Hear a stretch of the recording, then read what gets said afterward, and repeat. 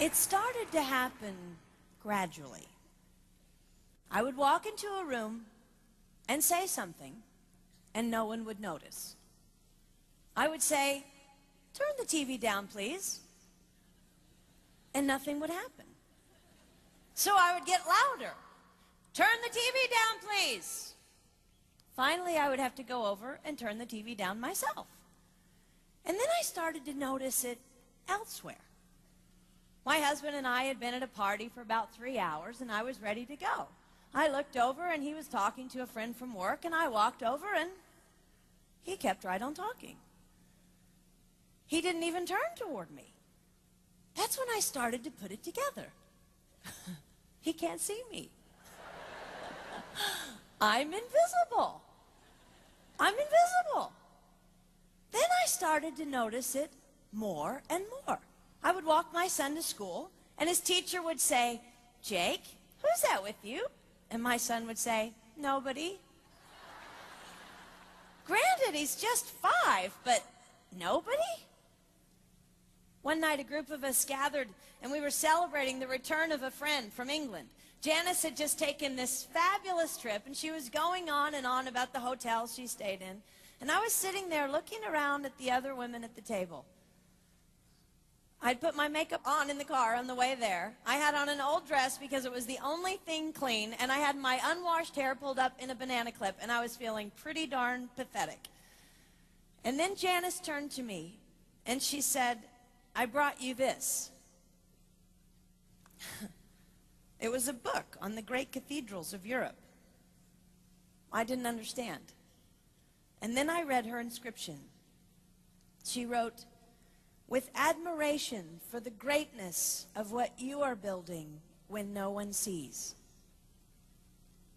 You can't name the names of the people who built the great cathedrals. Over and over again, looking at these mammoth works, you scan down to find the names, and it says, "Builder, unknown, unknown, unknown." They completed things not knowing that anyone would notice.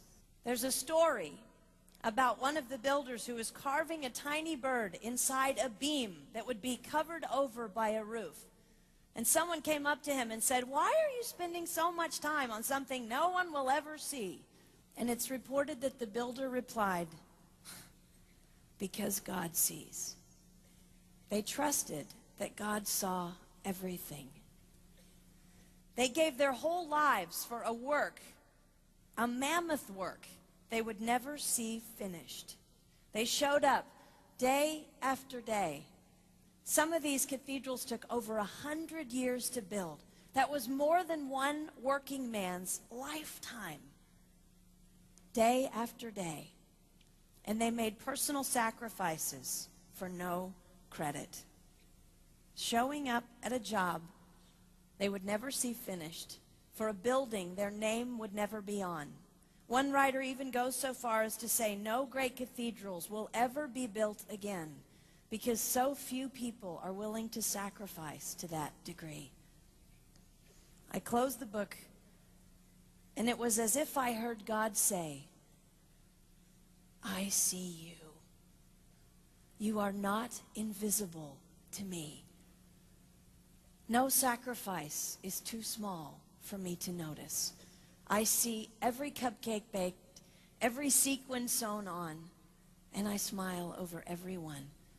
I see every tear of disappointment when things don't go the way you want them to go. But remember, you are building a great cathedral. It will not be finished in your lifetime, and sadly, you will never get to live there. But if you build it well, I will." At times, my invisibility has felt like an affliction to me. But it is not a disease that is erasing my life. It is the cure for the disease of self-centeredness. It is the antidote to my own pride. It's okay that they don't see.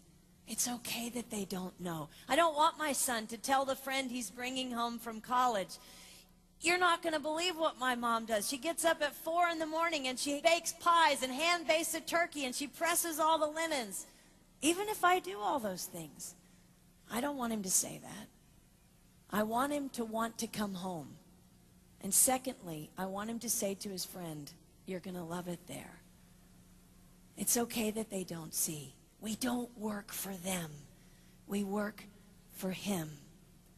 We sacrifice for him. They will never see. Not if we do it right. Not if we do it well. Let's pray that our work will stand as a monument to an even greater God.